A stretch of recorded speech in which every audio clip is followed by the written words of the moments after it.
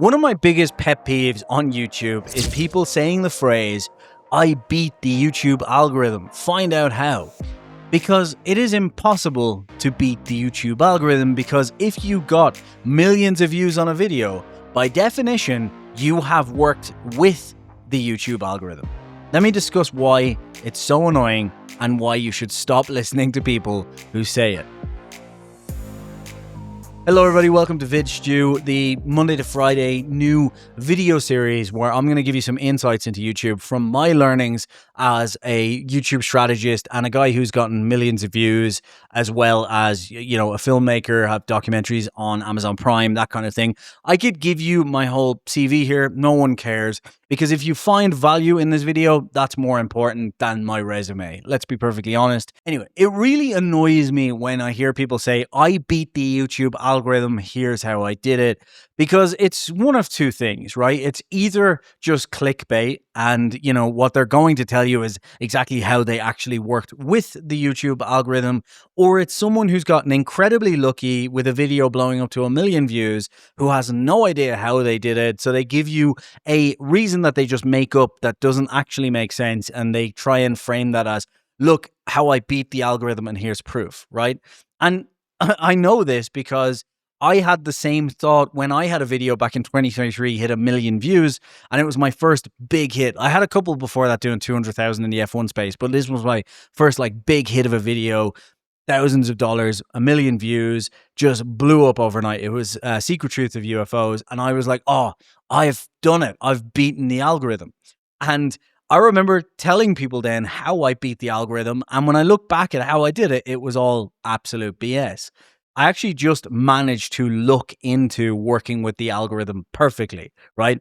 I had a topic that was being highly searched in a format that was underserved at a time when YouTube was pushing that format. To explain what I mean by that, it was a video called The Secret Truth of UFOs. It's on my documentary channel, Jason Hassett, and essentially it was a deep dive in a kind of loose documentary format in the best editing I could do at the time, kind of 3 years into my YouTube journey. You know, I just looked into everything because there was a couple of things here. One, the title format. I happened to just do more or less the same title, or close enough to the same title as what Johnny Harris had at the time.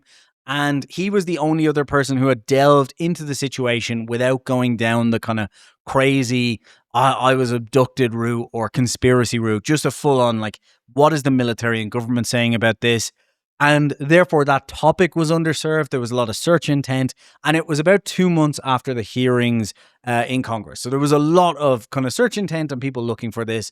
And on top of that, at that time, unbeknownst to me, YouTube was pushing towards TV very, very heavily, right? So when everyone else was talking about this, they were doing 10 or 15-minute recaps. I did a full hour-long video with clips, you know, proper editing, documents, B-roll, really backing up my sources and all that sort of stuff. And by my standards now, it was a terrible video, but back then it was highly edited compared to what else was out there, right? So I looked into all that. I happened to work perfectly to serve the audience, as in there was a lot of people looking for this. There was high demand and a low amount of people serving what the algorithm wanted, which is, you know, TV ready content, something you could actually pull up on a big screen and watch for an hour. Even Johnny Harris's video, I think, was 30 minutes. Mine was an hour. So all of that just played perfectly into that, right? And then on top of that, I got a couple of things wrong. Engagement went through the roof, and it was a highly charged conversation at that time as well, because people are really invested in it, right? So I worked perfectly with the algorithm there. I didn't beat it. I worked with it. I just didn't know I was working perfectly with it. And that is what I've kind of seen all of the time over my years now, since working with clients and creators and doing my own stuff as well, trying to trick and beat the algorithm. And what I've come to the conclusion of is just, you can't do that. And I think the bigger problem is that in 2026, even more so, right? Because back a long time ago, you could technically beat the algorithm if you understood who it was trying to serve and what its goal was at that point, right? So if I had have known back then who it was trying to serve and what it was trying to serve. So it's trying to serve these UFO people because they're, high demand, underserved, and it's trying to go for TV.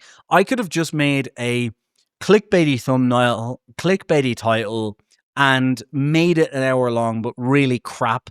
And the algorithm probably would have eaten it up because, well, it needed to at the time. There was nothing else to choose from. So I've kind of tricked it, but I haven't really. I've just given it what it wants, but I've tricked it by giving it a crappy version of what it wants, right? In 2026, there is now such complex AI that can do so many things in real time that for you to do that, you're more or less going to have to make the content that it wants, and you're not really going to be able to trick it. So the only way to trick it is to give it exactly what it wants. And that's not tricking it, that's serving the algorithm. And the way the algorithm works is to perfectly serve an audience. So you're not actually tricking the algorithm at all, you're just giving the audience what they want. So you're not beating the algorithm, you're serving its purpose. So, yeah.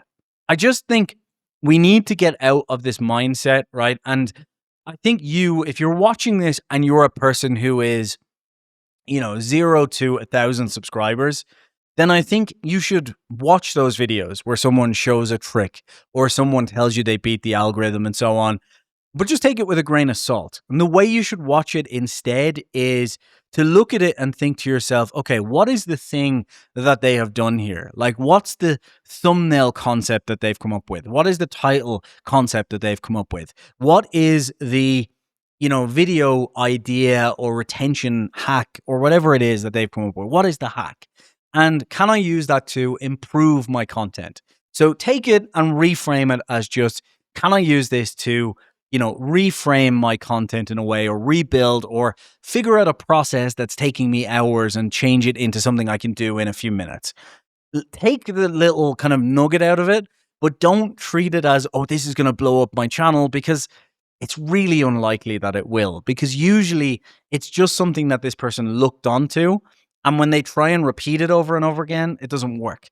So instead of trying to repeat it for themselves, they spin it off as knowledge and sell it to you on here instead, right? So just take that with a grain of salt and very much take maybe the nugget and think to yourself, it's an interesting concept. Can I apply it in a long-term way to my channel? If you're a person who has 10,000 plus subscribers, especially if you're a person who has 100,000 plus subscribers, again, maybe watch those, but think about it in the other way, right? Don't think about it in what's the hack. Think about it in what has this person accidentally stumbled into, right? What is the thing that actually aligned with their channel perfectly and made it so that video blew up, and how could I apply that learning to mine or test it in a way and so on. But don't expect that this just one magical thing is going to blow up your channel, because there is no one magical thing, right? There's a strategy you can look at YouTube, which I want to talk about more and more on this channel. And over the next few videos, I'm going to start to explain how the algorithm works from a top level kind of down point of view, because YouTube is simple, but it's not easy, okay? It is simple in that you just need to serve your audience, but doing that is incredibly difficult, and building that audience is incredibly difficult. And we'll talk about that more here. And if you want to talk about that, hit subscribe, hit like, put notifications on. The point I'm making here is stop looking at things that are hacks and, beating the algorithm unless you are willing to look at them for what they are. Someone found something luckily that worked in this one unique situation. And is there a way that you could apply that to your audience, to your situation?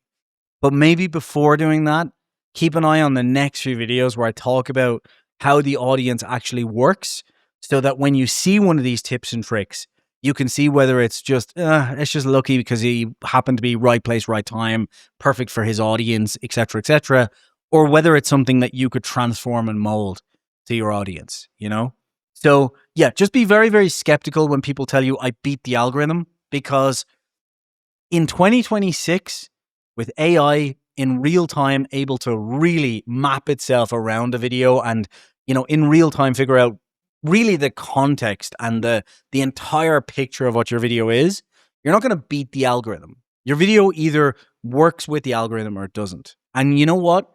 Even if you do manage to beat the algorithm with one video, the amount of energy and time it's going to take for you to find that one little hack, you could have spent building up 100,000 views per video on every video that you launch every week, instead of hitting a 1 million view video because you found some hack that is probably not a hack anyway, every 6 months or every year. And then you're not able to replicate that anyway. So what's the point?